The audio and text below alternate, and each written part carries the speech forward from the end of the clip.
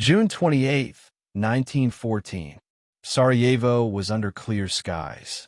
The streets were prepared for an imperial visit. Flags hung from official buildings.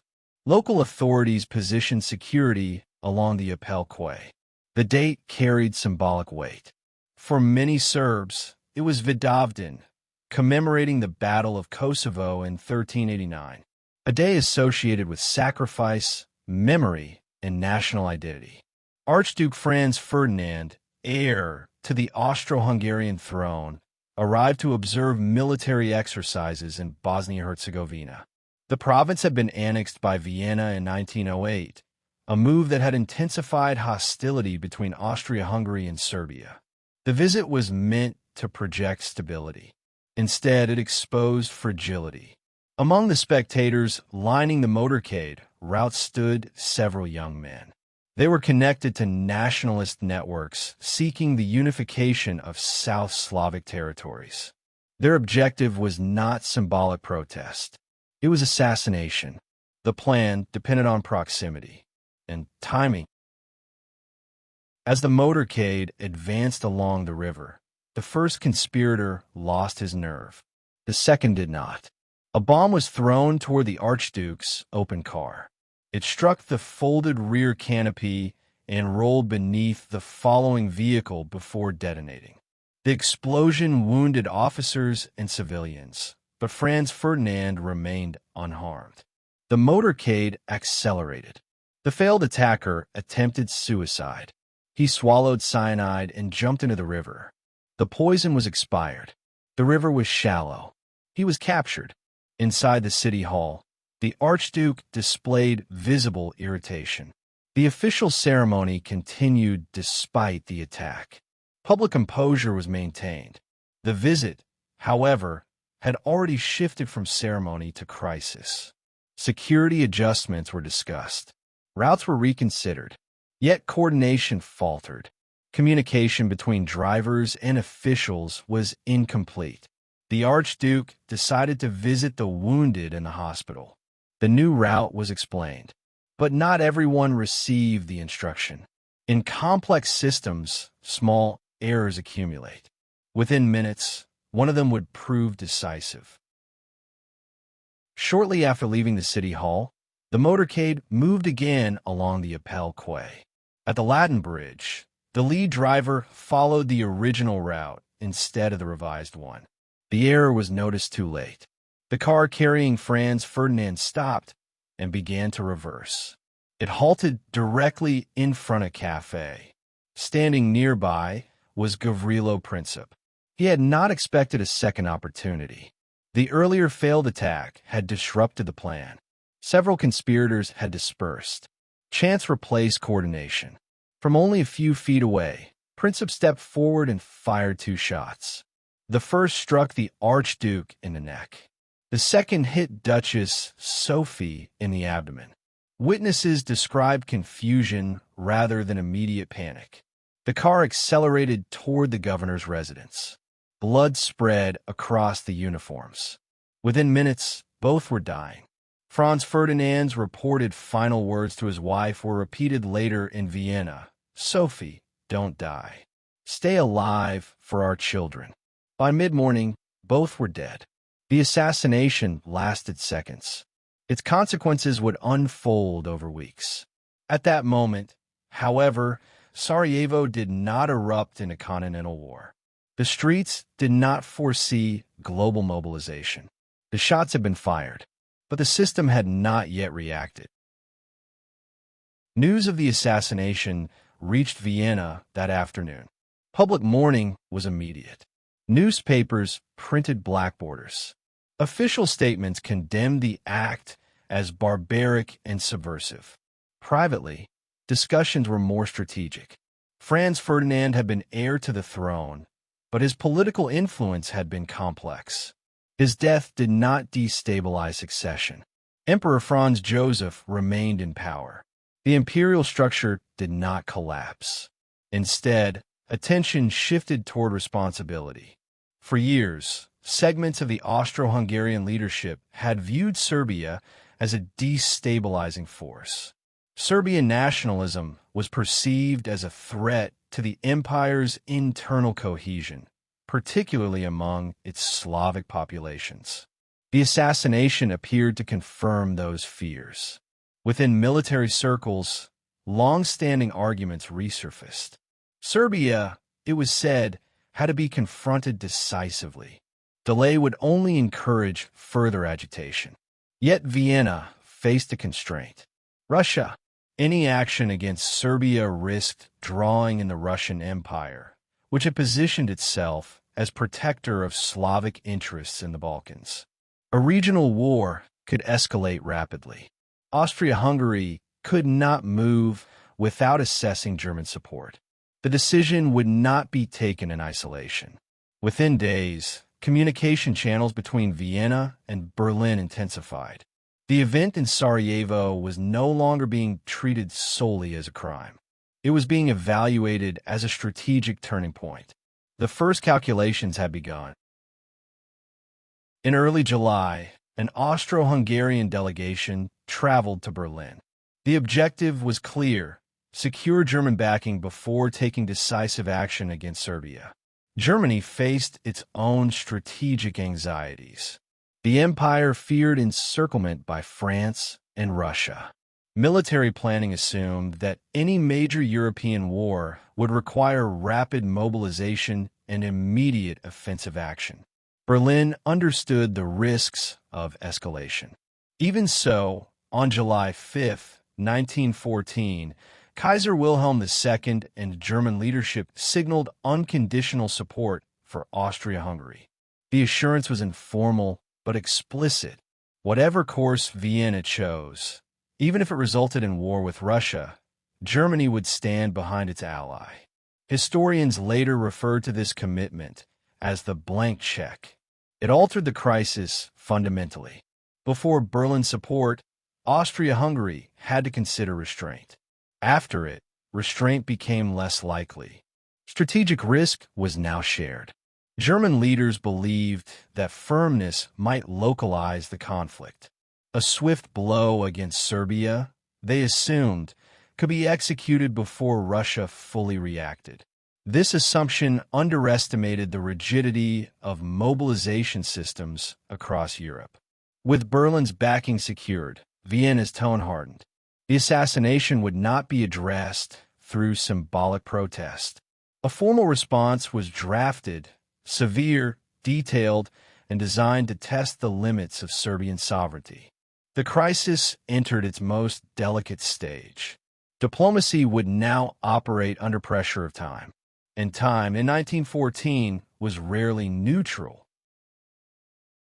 For nearly 3 weeks after the assassination, Austria-Hungary delayed its formal response. The pause was intentional. Diplomatic timing mattered. French President Raymond Poincaré was visiting Russia in late July. Vienna chose to wait until that meeting concluded, reducing the likelihood of immediate coordinated reaction between Paris and St. Petersburg. On July 23, 1914, the ultimatum was delivered to Belgrade. Its language was uncompromising. Serbia was required to suppress anti-Austrian publications, dissolve nationalist organizations, remove specific military officials, arrest named individuals, and, most critically, allow Austro-Hungarian authorities to participate directly in judicial proceedings inside Serbia. The final demand challenged sovereignty. Acceptance would mean foreign intervention within the Serbian legal system. Rejection would justify military action. The document allowed 48 hours for response. Across European capitals, diplomats recognized the severity of the terms. Several observers concluded that the demands were constructed to be partially unacceptable. Yet Serbia did not answer with defiance.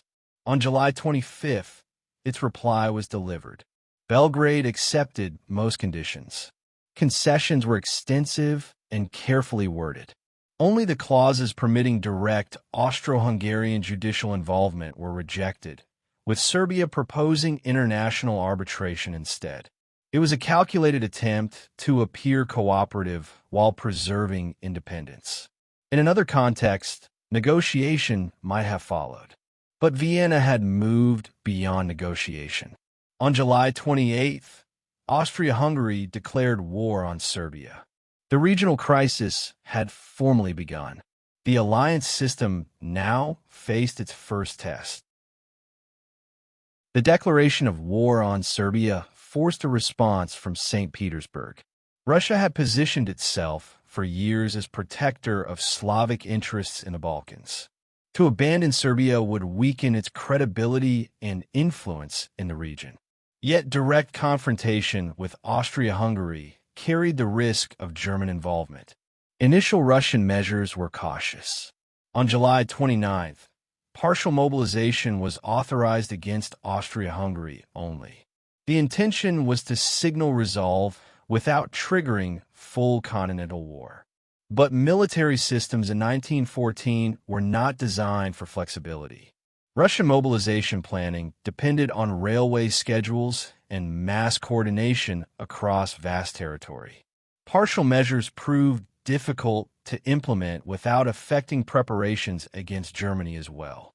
At the same time, German intelligence monitored developments closely. In Berlin, mobilization, even partial, was interpreted as preparation for offensive action. The logic of deterrence began to collapse.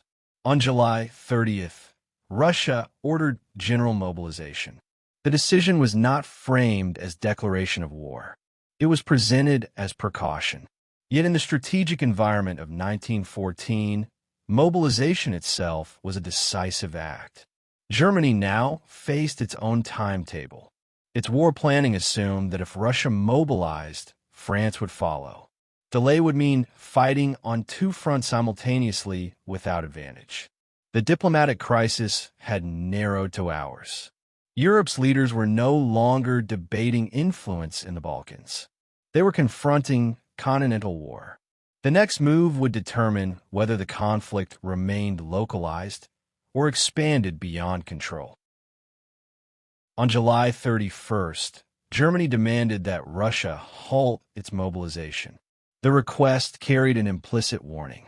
If mobilization continued, Germany would respond. No reversal came. Russian preparations advanced according to schedule. Military systems, once activated, were difficult to suspend without signaling weakness. On August 1st, 1914, Germany declared war on Russia. The logic of the Schlieffen Plan now dictated events. German strategy assumed that a war against Russia would inevitably involve France. To avoid prolonged two-front conflict, Germany intended to strike west first, rapidly and decisively, before turning east. On August 3rd, Germany declared war on France. French mobilization had already begun. Alliance commitments and strategic planning left little room for ambiguity. Yet the German plan required one additional step: to bypass strong French defenses along the Franco-German border. German forces would advance through neutral Belgium. Belgium's neutrality had been guaranteed by international treaty in 1839, signed by the major European powers, including Britain. On August 4th, German troops crossed the Belgian frontier. In London, the debate ended. Britain issued an ultimatum demanding withdrawal. No compliance followed. That evening, Britain declared war on Germany. Within 5 weeks of the assassination in Sarajevo, the principal European powers were at war. What had begun as an attack in a provincial city had triggered a continental mobilization. The alliance system had not contained the crisis. It had amplified it. By early August 1914, the conflict was no longer confined to Central Europe. Alliance obligations extended beyond the continent. Colonial territories, naval routes, and overseas possessions were drawn into the emerging war. What had been framed as punitive action against Serbia had transformed into a confrontation between industrial powers. Governments across Europe addressed their populations with confidence. Mobilization was often greeted with public demonstrations of unity. Newspapers predicted short campaigns. Many believed soldiers would return before winter. Few anticipated stalemate. Few anticipated industrialized attrition. The scale of mobilization was unprecedented. Millions of men were called to arms within days. Railway networks operated continuously. Economic systems shifted toward wartime production. The speed of escalation revealed the rigidity of pre-war planning. Diplomatic communication continued even as armies advanced. Yet decisions were no longer theoretical. They were measured in troop movements and artillery placements. The assassination in Sarajevo had been a political act. The war unfolding across Europe was structural. Each power had acted according to its own calculations: deterrence, credibility, alliance loyalty, strategic doctrine. None had publicly declared a desire for continental destruction. Yet by following established plans, they had collectively produced it. The system had functioned exactly as designed, and in doing so, it removed the possibility of restraint. The echo of 2 gunshots now resonated across empires. The next phase would not be decided in ministries. It would be decided in trenches. The war plans of 1914 were built on speed. German strategy assumed rapid victory in the West. French doctrine emphasized offensive spirit. Russian planners relied on mass mobilization.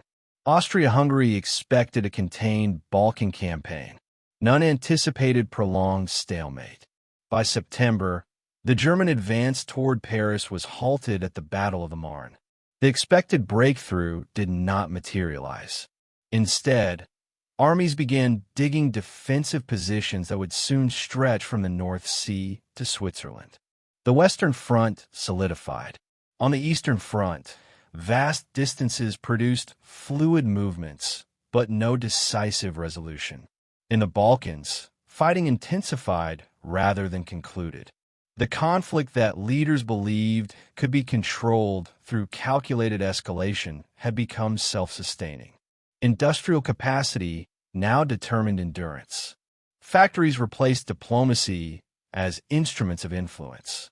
Artillery production, railway logistics, and manpower reserves shaped strategic options.